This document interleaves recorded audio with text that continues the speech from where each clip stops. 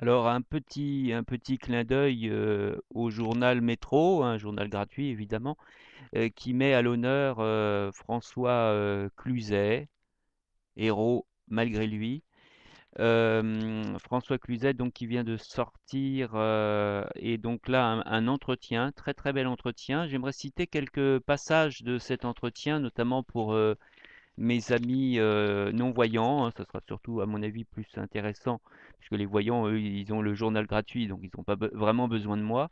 C'est plus intéressant pour les non-voyants. Donc, je signale ce très très bel article, interview.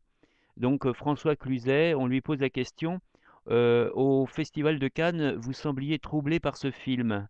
On rappelle qu'il s'agit du film à l'origine. Et donc, le tournage vous a-t-il davantage marqué que d'autres? Il m'a marqué, oui, parce que l'expérience a été aussi disproportionnée que le sujet du film. Comme son héros, nous avons réellement construit une autoroute en affrontant la nature, le froid, la pluie qui vient ou ne vient pas.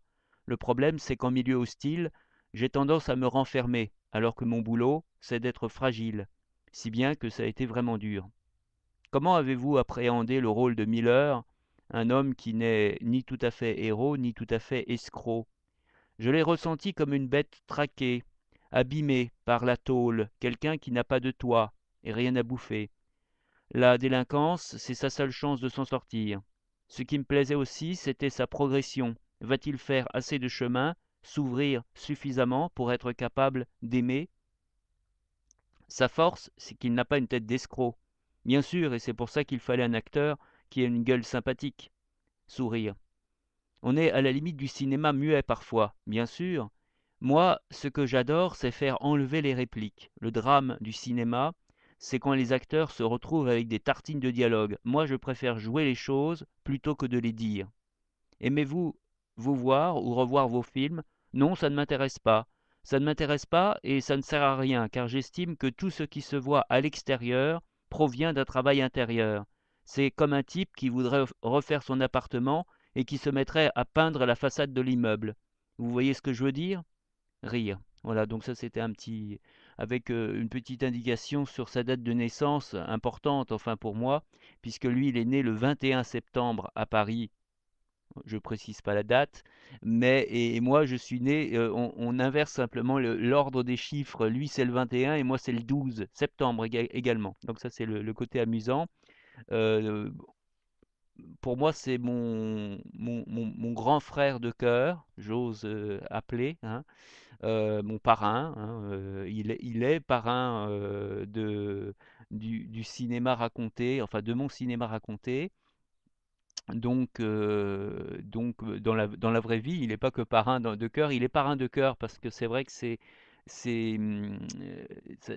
ça- on va dire sa manière de jouer, sa manière d'appréhender les rôles. euh, il dit il vaut mieux qu'il y ait le moins de blabla possible. Et moi, je pense aussi que pour l'audiodescription, lorsque la musique ou lorsque l'acteur a montré dans sa voix qu'il y a une certaine émotion, il n'y a pas besoin de rajouter. Il n'y a pas besoin de rajouter dans l'audio description, il n'y a pas besoin de rajouter. On l'entend que le personnage est ému. L'acteur, s'il est bon, il l'a montré. Donc, à quoi bon le dire? Voilà. Donc, moi, je suis également. Voilà. Et nous avons en cela, pareil, il y a beaucoup de points. Donc, coucou, François, si tu as l'occasion de. Je m'offre le luxe de te dire tu à un parrain. Bon, donc si tu as l'occasion, de me voir ici, un petit coucou, voilà, c'est sympa et puis, de dire merci aussi, merci, pour ce soutien moral. C'est plus un soutien moral d'ailleurs puisque au jour d'aujourd'hui, c'est pas on va dire que c'est pas officiel. Chut, il faut pas le dire, chut, mais ton soutien moral est important. Voilà, allez, à plus et donc, voilà, donc à plus.